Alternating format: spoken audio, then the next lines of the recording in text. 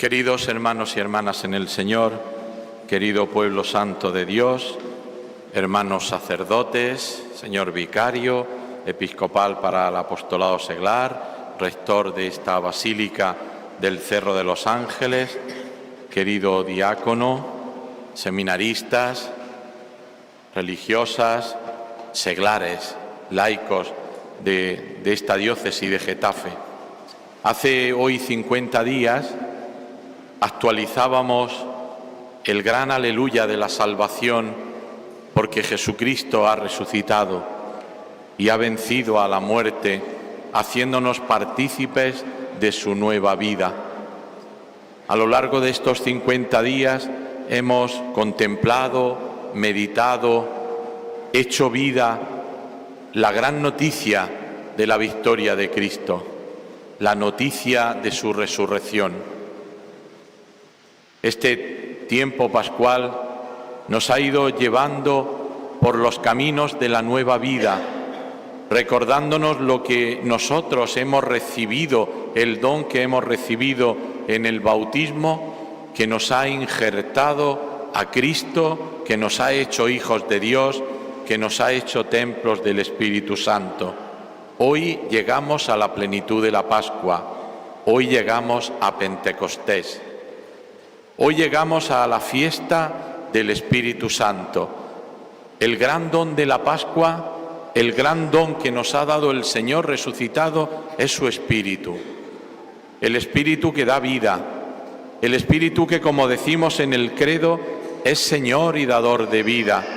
El Espíritu que vive en nosotros y que genera la vida en nosotros.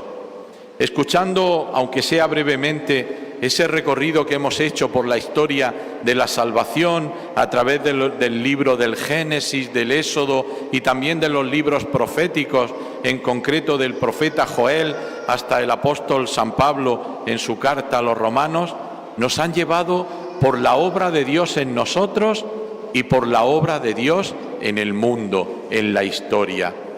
Fijaros, el Espíritu Santo, la tercera persona de la Santísima Trinidad, es Dios que vive en nosotros. Es el Dios creador y el Dios regenerador que vive en nosotros. Es ese Dios, como diría San Agustín, más íntimo a nosotros que nosotros mismos. Es el que hace posible todo lo que somos y todo lo que hacemos. Es ese principio, ese fundamento que en nuestro interior nos da el ser para que nosotros podamos hacer. El Espíritu Santo, como dice San Pablo, ni siquiera podríamos decir que Jesús es Señor si no es con la fuerza, bajo la inspiración del Espíritu Santo. Ese es el Espíritu Santo que nosotros hoy alabamos, bendecimos al Señor por su obra.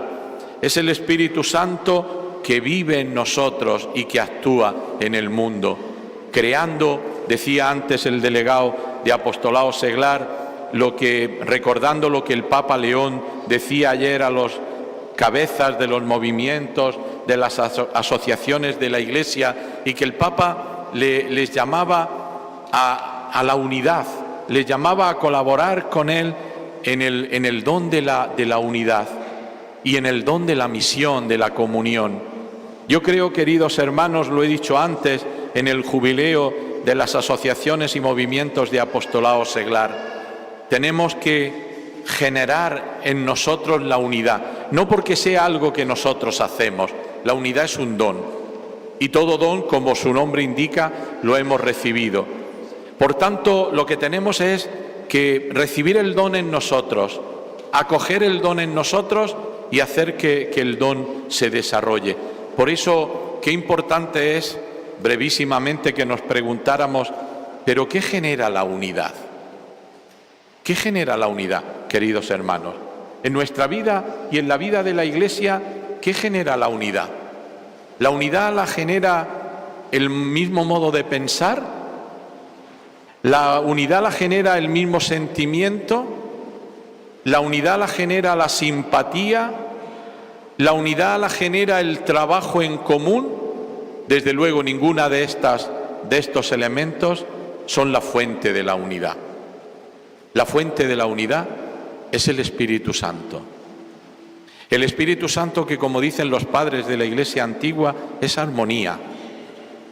El Espíritu Santo que crea la unidad en nosotros. Y lo hemos visto expresado preciosamente en el libro del Génesis, cuando se nos ha relatado el famoso relato de la Torre de Babel. Hoy no hemos escuchado, mañana lo escucharemos en la misa del día, el texto de Pentecostés en los Hechos de los Apóstoles.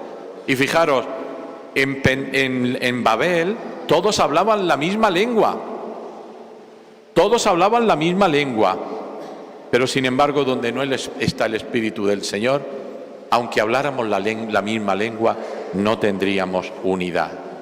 Sin embargo, nos dice los Hechos de los Apóstoles, en el libro de los Hechos de los Apóstoles, Pentecostés, que eran de distintas naciones, que cada uno tenía su lengua y sin embargo los oían hablar de las maravillas de Dios, cada uno en su propia lengua.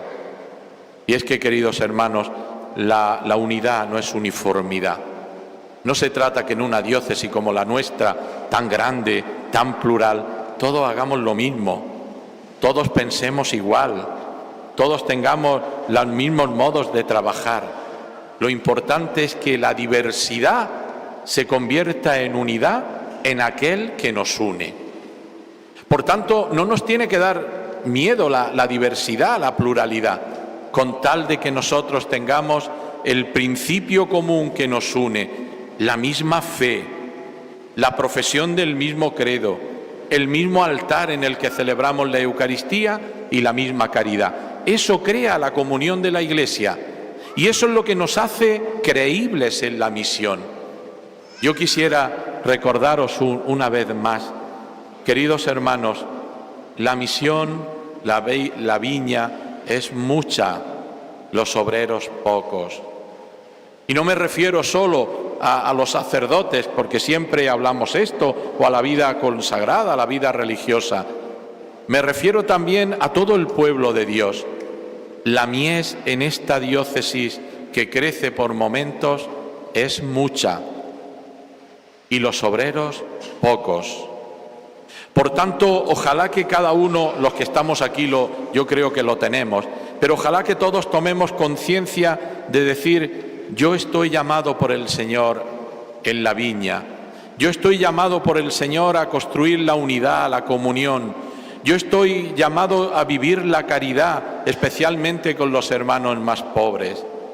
Por eso esa unidad se convertirá en comunión que tendrá manifestaciones que llamamos sinodalidad. Es la corresponsabilidad de caminar juntos, de trabajar juntos, de rezar juntos, como lo hacemos en la Eucaristía, para una misión, para la misión que todos conozcan al Señor. Ojalá que en nuestra diócesis todos conocieran al Señor. Ojalá que todos lo amaran. Yo no me conformo con decir, seamos pocos pero buenos. Yo preferiría decir, seamos muchos pero buenos. Porque si recuerdo bien, no recuerdo mal, quiero decir, si no me corregís, el Señor en el envío, cuando asciende al cielo, le dice: id al mundo entero y anunciad el Evangelio. Y cuando dice id al mundo entero, el Señor no solo se refiere al mundo entero geográfico, sino a cada corazón, a cada alma. El Señor habla al corazón. Quiero repetir, no sé cuántas veces ya, las palabras del Papa Francisco en Evangelii Gaudium. El desafío de la Iglesia de hoy no es el ateísmo, sino el hambre de Dios. Queridos hermanos, vamos a tomarnos esto en serio, pero no como una tarea pesada, sino como un don. Por no decir lo más importante que el bautismo me da, además de ser hijos de Dios, es la capacidad de ser testigo del Señor. Qué alegría que otros conozcan al Señor. Qué alegría que otros amen al Señor. Yo puedo comprobar cada día, gracias a Dios, cómo son cada día más las personas que se encuentran con el Señor, que siguen al Señor y que lo aman y que de pronto se convierten en misioneros. en misioneros para decirle a otros en el trabajo, en la diversión, en la familia, donde sea, Dios te ama, Dios te quiere, no estás solo, el Espíritu vive en ti. Esa es la esperanza. La esperanza no es tener cálculos humanos, como nos ha dicho San Pablo. Si lo viéramos ya no sería esperanza.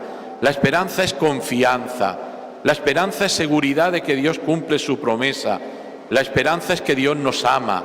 La esperanza es que Dios camina junto a la Iglesia para animarla en esta tarea de anunciar el Evangelio y hacer que el Evangelio llegue a todos los corazones, a todos aquellos que quieran acogerlo. Pues queridos hermanos, que esta vigilia de Pentecostés sea para todos nosotros un momento de revitalización, un momento de volver al origen de nuestra fe y un compromiso de ser testigos y misioneros del Evangelio en nuestros ambientes. Que la Virgen Santísima, nuestra Madre, nos ayude a vivir esta realidad de Dios en nosotros para transformar el mundo con un sí. Digámosle sí a Dios. Sí, quiero ir contigo. Sí, quiero colaborar contigo.